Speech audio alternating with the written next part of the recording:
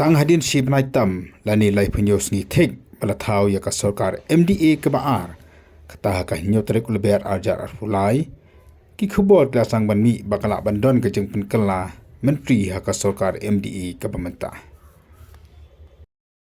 kini kalong hadin bagi angot ki MLE jong ka sang People's Democratic Front kata ba bantai do lengdo MLE jong ka mau kenro bad over Kevin Melengap MLE jong ka Sara kidon ke jeng temu penyeso no ba ka sang National People's Party kasang PDF kawadan angot kini ki MLA kaleso baka sarkar MDA tangba kamsim layo kandu kusuki ha ka kanhuan menteri ndai badan ka kanhuan menteri kilong ta kasang NPP kasang UDP kasang HSPDP bat kasang BJP ya kabalapan semai ya kini ki angot ki menteri ha ka nyotarik ulber arajar arpulai ha kawadan langru umati rang badu onan ramudi bat kumjuru umati korwari jekari India Amit Shah Dalam di sisa baka PDF kan rungno baka seng NPP.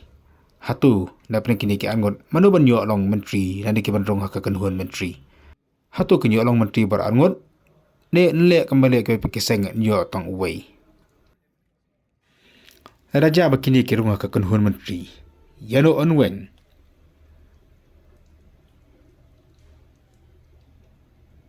Hatu onwen ya ki minister na kaseng UDP ni na kaseng HSPDP.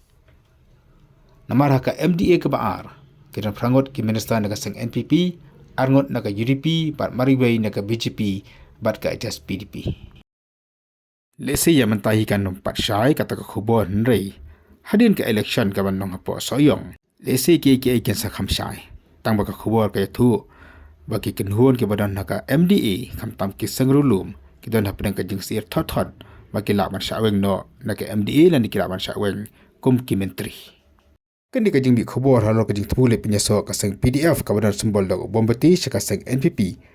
Kalau wan radu ia kadi jingya thok biar ya haki social media.